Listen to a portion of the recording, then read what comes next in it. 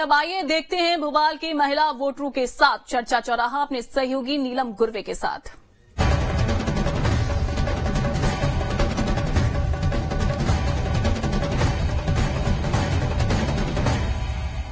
नेता लोग हाथ जोड़ जोड़ के बोलते हैं और उसके बाद सब कुछ रद्द कर देते। वैकेंसियां निकलती हैं तो उसमें महिलाओं को प्रायोरिटी पहले दें। जो घर में रहती है उनके लिए भी कुछ होना चाहिए। लाडली बहना निकाला है बीजेपी ने, शिवराज जी ने, ये तो बहुत अच्छा निकाला है। मध्य प्रदेश में विधानसभा चुनाव की तैयारियां शुरू हो गई है। राजनीतिक पार्टियां तो लगी हुई हैं अपनी तैयारियों में, तो वहीं न्यूज स्टेट भी निकला है जनता की मन की बात करने के लिए।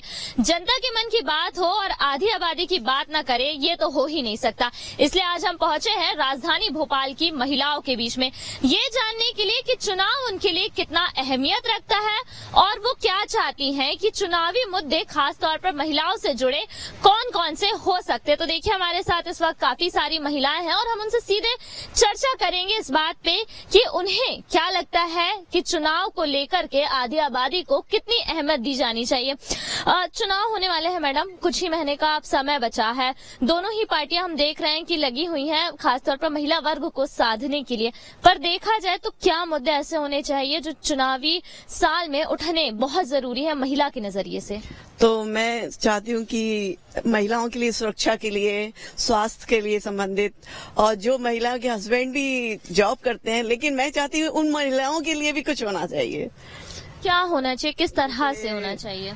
अमाउंट के तौर पे, जैसे उनका पासबुक अलग खुलवाया जाए उनके लिए थोड़ा सा, जैसे अब लोअर वर्ग के लिए ज्यादा करते हैं, अच्छी बात है, लेकिन जो घर में रहती है उनके लिए भी कुछ होना चाहिए।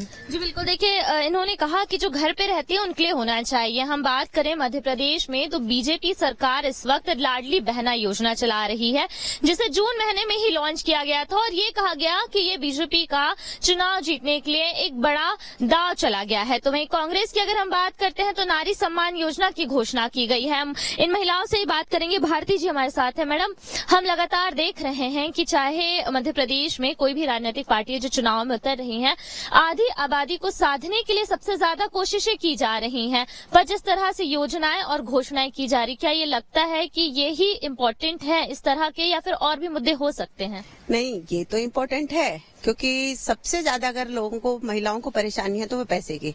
क्या होता है कि जिनके हस्बैंड कमाते हैं उनके आगे भी महिलाओं को हाथ फैलाना पड़ता है। तो जो ये पैसे देने का लाडली बहना निकाला है बीजेपी ने, शिवराज जी ने, ये तो बहुत अच्छा निकाला है, लेकिन बस जरा सी चूक हुई कि हम मिडिल क्लास के लिए कुछ भी नहीं निकाला है।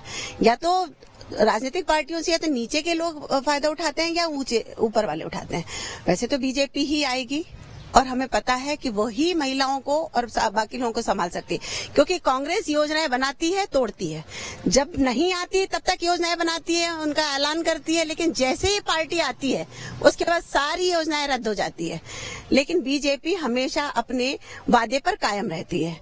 तो मेरा मानना है कि जो ये लाडली बहना जो चालू किया, ये तो बहुत अच्छी बात है, लेकिन इसकी जगह अगर सारी महिलाओं को अगर रोजगार मिले तो मिडिल क्लास महिलाओं को भी फायदा होगा, छोटे लोगों को भी फायदा होगा, सभी को फायदा होगा। जी, आपने रोजगार की बात की मैडम ने, जैसे कि रोजगार को लेकर के कई तरह की बातें की जाती है।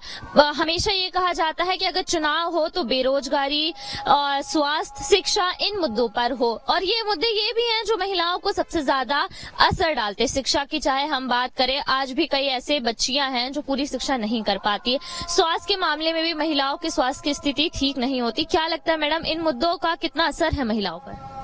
महिलाओं का इस पर बहुत असर है और इसको मतलब सेफ्टी करना चाहिए इस चीज के लिए, और सरकार को कुछ ना कुछ करना चाहिए। जो अशिक्षित लेडीज हैं, बच्चे हैं, लड़कियां हैं, जो गरीब हैं, उनके लिए शिक्षा कायम करना चाहिए। जगह जगह, गांव-गांव जा करके इनको शिक्षित करना चाहिए, और शिक्षित जो बच्चियां शिक्षित हो जाती है उनको जॉब भी देना चाहिए। जी बिल्कुल, जॉब की आपने बात की और शिक्षा की, पर देखिए ये जरूर कहा जाता है, जैसे अगर हम वर्तमान में बात करें तो लाडली लक्ष्मी योजना चलाई जा रही है, इसके अलावा एक सीखो कमाओ योजना शुरू की गई है। वहीं अभी चुनावी मैदान में उतरी कांग्रेस कह रही कि जब हम आएंगे तो युवाओं के रोजगार पर सबसे ज्यादा फोकस किया जाएगा। क्या लगता है, ये सब दोनों ही पार्टियों के या राजनीतिक पार्टियों के चुनावी जुमले हैं या वाकई कुछ काम होगा? मुझे ऐसा तो नहीं लगता कि होगा। ये सब चुनाव के लिए, वोटिंग के लिए किया जाता है। ये सब वोट लेने के लिए किया जाता है, उसके बाद सब रद्द कर दिया जाता है। सब बोलेंगे ऐसा करेंगे, ये आएगा वो आएगा, मतलब ऐसा करेंगे। नेता लोग हाथ जोड़ जोड़ के बोलते हैं, पर उसके बाद सब कुछ रद्द कर देते, कुछ भी नहीं होता है। जी बिल्कुल, देखिए कुछ भी नहीं होता, ये महिलाओं का मानना है। पर अगर हम बात करें सुरक्षा की, एनसीआरबी के आंकड़े कहते हैं कि मध्य प्रदेश में महिलाएं सबसे ज्यादा असुरक्षित है। और जिस तरह से हम देख रहे हैं लगातार बच्चियों के रेप केस के मामले कई जगह से उठ रहे हैं। मैडम, क्या मानना है आपका? जिस तरह से हम देखते हैं, आंकड़े भी कह रहे हैं आधिकारिक तौर पर महिलाएं मध्य प्रदेश में सुरक्षित नहीं है, बच्चियां सुरक्षित नहीं है, पर सुरक्षा की बात आती है तो राजनीतिक पार्टियां चुप्पी साध लेती हैं। मैडम, मेरा मानना तो ये है कि जो भी हो रहा है गलत है। क्या देश को सबके लिए एक जैसा बिहेव करना चाहिए कि नेता लोग क्या है, मतलब अब क्या बोलूं, मैं आगे ज्यादा कुछ बोल नहीं सकती। कि थोड़ा सोचना चाहिए उन लोगों को कि सभी के लिए एक जैसा रखे। भाई ऊंच नीच जो भी होती है, गरीब हो या अमीर हो, भाई बच्चे तो सभी के एक जैसे होते हैं ना। अमीर के बच्चे तो भाई बहुत उसमें हो जाते हैं, गरीब के बच्चों का क्या होगा? ये सब उन लोगों को सोचना चाहिए कि सबके लिए एक जैसा बिहेव करें। महिला सुरक्षा पर आपका क्या कहना है? क्या लगता है जब आप सड़कों पर निकलती हैं तो क्या प्रदेश में महिलाएं हैं, लड़कियां सुरक्षित हैं, या जो आंकड़े कह रहे हैं वो सही है? क्योंकि इस तरह की कई घटनाएं हम आए दिन अखबारों में तो जरूर देखते हैं और सुनते हैं, टीवियों में। सुरक्षा तो नहीं है। अब लड़की अपने आप अपनी सुरक्षा कर ले, क्योंकि सरकार ने तो सुरक्षा के लिए ऐसा कुछ प्रबंध किया नहीं है, और ना ही ऐसी कोई योजना या कोई धारणा। ये सब सिर्फ यही सब कुछ नहीं होता है, पैसा ही मिल रहा है, ये सब कुछ नहीं होता है। आप इतना बस सक्षम बनाइए अपने मध्य प्रदेश को कि लड़की बिल्कुल बिना डरे, बिना सोचे समझे, वो आधी रात में भी निकले तो खुद को सुरक्षित महसूस करे। बस इतना ही चाहिए।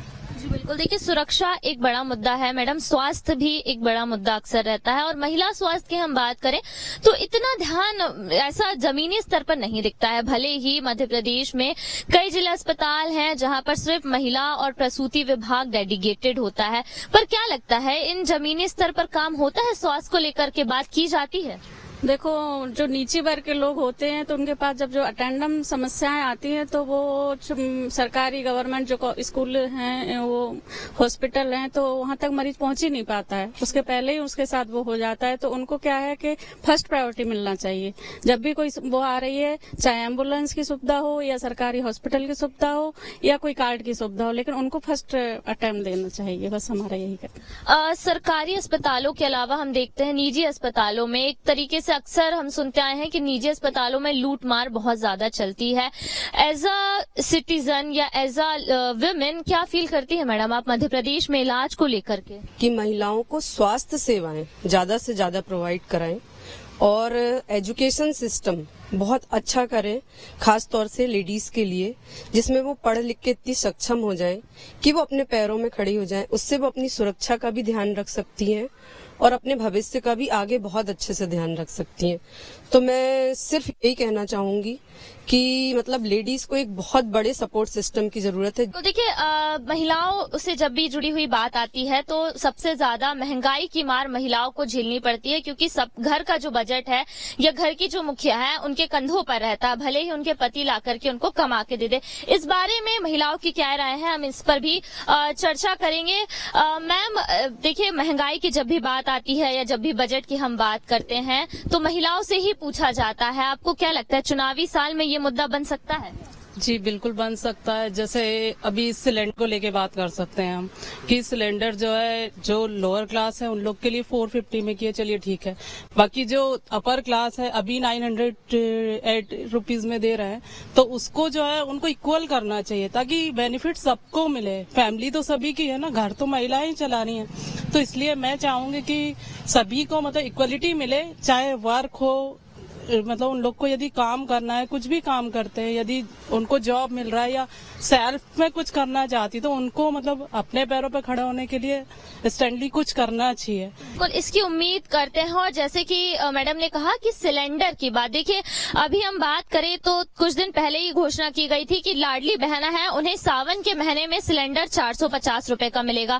कांग्रेस ने घोषणा की है कि नारी सम्मान योजना के तहत जो है महिलाओं को 500 रुपए में सिलेंडर दिया जाएगा। साथ ही साथ जो बिजली चलती है 100 यूनिट तक वो मुफ्त रहेगी। इस पर महिलाओं की क्या राय है मैडम?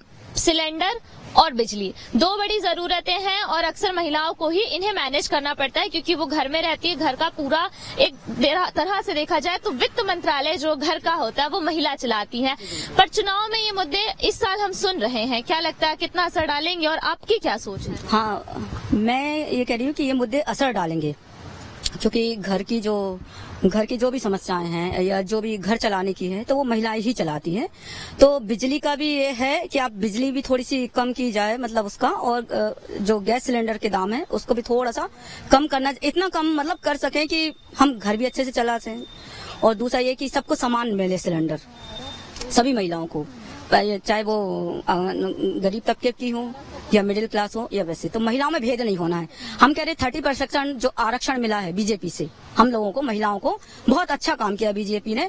इसके लिए तो हम भी बीजेपी को साधुवाद देते हैं इसके लिए कि बीजेपी काम बहुत अच्छा कर रही है महिलाओं के लिए। पर हम चाहते हैं कि थोड़ा और हम लोगों को आगे बढ़ाने की आवश्यकता है, तो वो पार्टियां ही हमें आगे बढ़ा सकती हैं। तो कांग्रेस से कितनी उम्मीद रखती है, क्योंकि घोषणा तो कांग्रेस की तरफ से भी की गई है कि हर एक महिला को इसमें किसी तरह का वर्ग भेद नहीं होगा, उम्र भेद नहीं होगा, 1500 रुपए दिया जाएगा, साथ ही साथ 500 रुपए का सिलेंडर भी दिया जाएगा।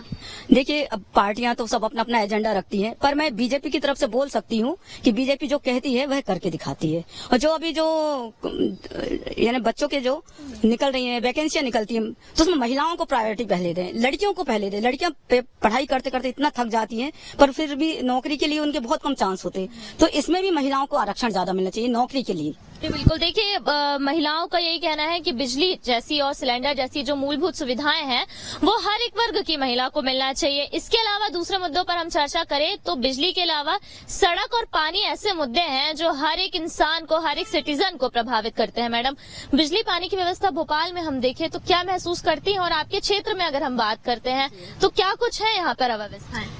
अव्यवस्थाएं बाकी तो हमारी कॉलोनी में सब ठीक है, लेकिन जो कहते हैं ना प्राइवेट कॉलोनी होती हैं और नगर निगम की जो जमीन होती है वहाँ कुछ क्राइटेरिया होते हैं। जैसे कि हमारी कॉलोनी में नर्मदा जल, हमारे विश्वास सारंग जी बहुत प्रयास कर रहे हैं, पर बिल्डर की तरफ से कुछ फॉल्ट होने के कारण नर्मदा जल हमारी कॉलोनी में नहीं आ पा रहा। विश्वास भाई हमारी कॉलोनी का रोड भी बनवाना चाह रहे हैं, लेकिन बिल्डर और उसकी कम्युनिकेशन में कुछ गड़बड़ियां हो रही हैं, तालमेल नहीं अच्छे से बन पा रहा, तो रोड भी नहीं बन पा रहा। लेकिन मुझे लगता है कि आने वाले कुछ दिनों में हो सकता है चुनाव के पहले शायद रोड की समस्या। अगर हम बाहर देखते हैं जो सार्वजनिक सड़कें हैं उनको क्या लगता है, क्या हाल है उनके भोपाल में? बहुत अच्छा सुधार है। वैसे तो बहुत सुधार हुआ है, लेकिन थोड़ी बहुत जो रह गई ये कमियां वो आने वाले समय में पूरी हो जाएंगी। महिला सुरक्षा को लेके भी बहुत सारे ऐसे काम किए हैं भारतीय जनता पार्टी सरकार ने जो कांग्रेस दूर दूर तक कभी न कर पाती है और न कभी सोच सकती है। कानून व्यवस्था जी बिल्कुल, कानून व्यवस्था मजबूत होनी चाहिए महिलाओं के प्रति। और ऐसा भी है कि जैसे हम दूसरे जब स्टेट जाते हैं तो वहाँ महिलाओं को बहुत प्राथमिकता दी जाती है, वहाँ उनके लिए स्पेशल बस चलाई जाती है, जिससे महिलाएं सफर करती हैं, निडर होकर के सफर करती हैं वो, और आधी रात को भी घर आती भी हैं, जाती भी हैं। और लड़कियां जॉब करती हैं तो वो बिल्कुल निडर होकर करती हैं। अब हमारे यहाँ थोड़ा सा हम लोगों को भी डर लगता है कि हमारी बच्ची अगर 8 बज रहे हैं तो हमको लगता है कि जल्दी घर वापस आ जाए, पता नहीं क्या। तो कैमरे व्यवस्था भी होनी चाहिए, हर जगह कैमरे भी लगने चाहिए महिलाओं के लिए, जिससे हम सुरक्षा, और पुलिस बल मजबूत होना चाहिए। जी बिल्कुल, तो देखिए महिलाओं का अगर हम देखा जाए तो सबसे बड़ा मुद्दा ये है कि महंगाई की मार जो मिडिल क्लास आदमी या महिलाएं झेल रही है, उस महंगाई से उन्हें राहत दी जाए, महिला सुरक्षा के लिए प्रदेश में काम किया जाए, और इसे भी चुनावी एक मुद्दा बनाया जाए कि कौन सी पार्टी महिला सुरक्षा का कितना वादा करती है। वहीं रही बात जो योजनाएं फिलहाल चल रही हैं या जो घोषणाएं हुई है, वो देखने वाली बात होगी कि आने वाले चुनावी माहौल में इनको पार्टियां कैसे बनाती है। पर महिलाओं का यही कहना है कि जो योजनाएं चल रही हैं या जिन पर घोषणा की गई है उन्हें और बेहतर किया जाए, ताकि हर एक वर्ग की महिला को उसका लाभ मिले। वीडियो जर्नलिस्ट आशु के साथ नीलम गुरवे, न्यूज स्टेट भोपाल।